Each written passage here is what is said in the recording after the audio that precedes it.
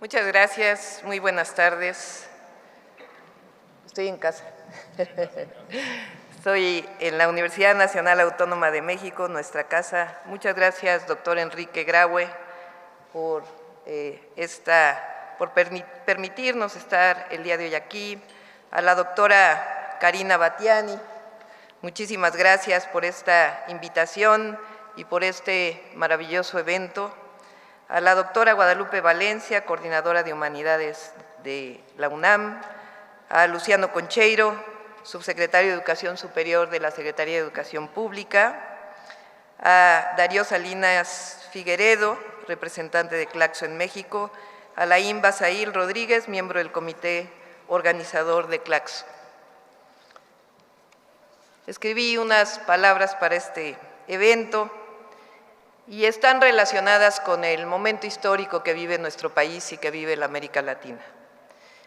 Convocados en torno al tema Tramas de las desigualdades en América Latina y el Caribe, saberes, luchas y transformaciones, se dan cita a prestigiosos talentos, mujeres y hombres, comprometidos para analizar a nuestras sociedades.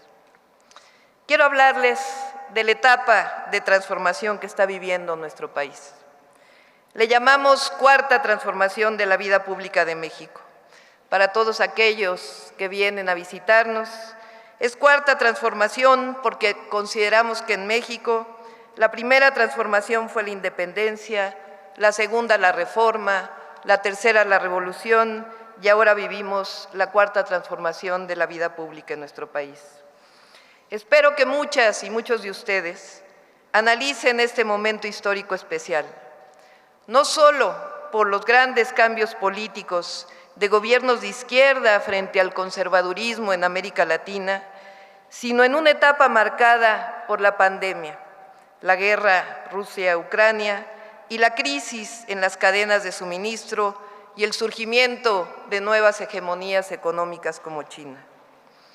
En nuestra ciudad, iniciamos el camino de la gran transformación de la mano de la transformación del país. Somos parte de un movimiento que alcanzó el triunfo electoral el 1 de junio de 2018, pero que se fue construyendo con años de lucha contra el autoritarismo, contra la corrupción, contra la privatización de la educación, aquí luchamos, contra los fraudes electorales y el acceso a los grandes derechos. Un movimiento con ideales claros y que tiene como mandato popular eliminar la corrupción y los privilegios de los gobernantes, ampliar la democracia, construir democracia participativa y consolidar un México de progreso con justicia. La cuarta transformación representa una nueva forma de gobernar, sin privilegios, sin corrupción, con transparencia y cercanía. Un modelo económico basado en la economía moral, que se sustenta en algunos principios básicos, como la austeridad republicana, que como decía Juárez, no puede haber un gobierno rico con pueblo pobre, que establece una separación clara entre el poder económico y el poder político, la disciplina fiscal, el pago de impuestos sin indultos al que más tiene, que distribuye la riqueza de forma directa al pueblo sin intermediarios, que promueve la economía con inversión pública y fomenta la inversión privada sin corrupción, que reconoce la imperiosa necesidad de un salario digno para los trabajadores, que cultiva el medio ambiente, que invierte donde históricamente no se ha hecho para disminuir desigualdades, generando desarrollo. En México de hoy, poco más de 10 millones, es decir, todos los adultos de 65 y más años reciben una pensión. Todos los jóvenes que asisten a la educación media superior tienen una beca. Al cierre del año, más de 2.4 millones de jóvenes habían sido apoyados con empleo para evitar que se vinculen con las bandas delictivas. Se siembran con árboles frutales y maderables cerca de 1 millón de hectáreas y se apoya de manera directa a 450,000 sembradores y sembradoras. Se otorgan 11 millones de becas en todos los niveles educativos. 25 millones de familias se benefician de los programas de bienestar. Se construyen caminos a los municipios donde antes había terracerías, con el apoyo de la gente. Se hacen grandes obras como el Aeropuerto Internacional Felipe Ángeles, el Tren Maya, el Tren Transísmico, una refinería, la compra de otra refinería en Estados Unidos para garantizar la soberanía energética. Se garantizó una cama de hospital a todo aquel que lo necesitó durante la pandemia y se vacunó a toda la población con dosis de refuerzo de manera gratuita. Todo ello sin endeudar al país, en medio de la crisis económica más grave que ha vivido el mundo entero en la época moderna. En la Ciudad de México damos una beca universal a todos los niños y niñas de preescolar a secundaria que asisten a la escuela pública. 1.2 millones de niños y niñas. En 4 años formamos 2 nuevas universidades, casi 4 años, donde asisten 32,000 jóvenes que antes eran rechazados de las universidades públicas. Invertimos en 3 hospitales, invertimos en metro, teleféricos, autobuses, trolebuses, metrobuses, espacios públicos, apoyamos la economía desde abajo y llegaremos a 33,000 puntos de internet gratuito, incluidas todas las escuelas públicas este año.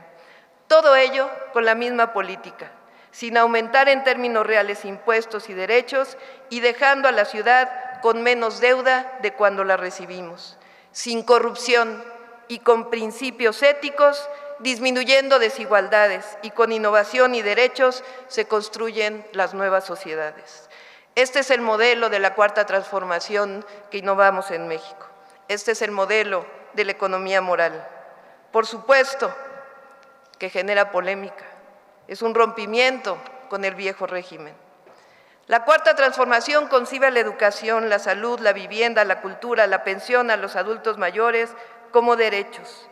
Es un modelo que concibe la paz como fruto de la justicia, que atiende a las causas para proveer seguridad, que enaltece los derechos humanos, la honestidad y la división clara entre delincuencia y Estado como ejes fundamentales de la estrategia de seguridad, que cree y actúa a través de la acción pacífica y del convencimiento y no por la violencia. Un modelo en donde se fomenta la democracia participativa, el derecho a la diversidad, los derechos de las mujeres, que defiende la libertad de expresión y de manifestación y que no reprime. Un modelo que fomenta una forma de pensamiento crítico, pero que siempre apela a la ética, a la recuperación de la memoria histórica, al amor y a la fraternidad, que no pone al dinero como el poder supremo, sino que sabe que la verdadera felicidad se obtiene cuando se ama y trabaja por la familia, por los otros, por la naturaleza y para la patria. Un modelo que busca la prosperidad compartida, que enarbola la ética de la inclusión, que cree en la libertad, en la igualdad entre hombres y mujeres, que condena la discriminación, el clasismo, el racismo, la homofobia, la transfobia. Es transformación porque es un rompimiento con el modelo anterior, con el neoliberal y con la corrupción vinculada a ese modelo, y la construcción de un nuevo modelo para gobernar, un modelo del estado de bienestar, de economía moral, de ética y de cultura. Es un modelo que tiene la certeza que la democracia, la paz, la igualdad, la justicia, la dignidad y la grandeza de nuestra historia construyen una patria en la que nadie se queda atrás. Y en esta sociedad que se construye, democrática, más igualitaria y fraterna, es también inevitable hablar de bloqueos. En la construcción de una nueva era en la política internacional, de respeto al derecho ajeno y de no condenar a los pueblos con bloqueos económicos, son los principios libertarios de la Cuarta Transformación. Es decir, no debemos estar dispuestos a que prosiga la política de bloqueos y exclusiones. Y esto incluye también el terreno de la ciencia y del pensamiento. Como principio fundamental está la libertad.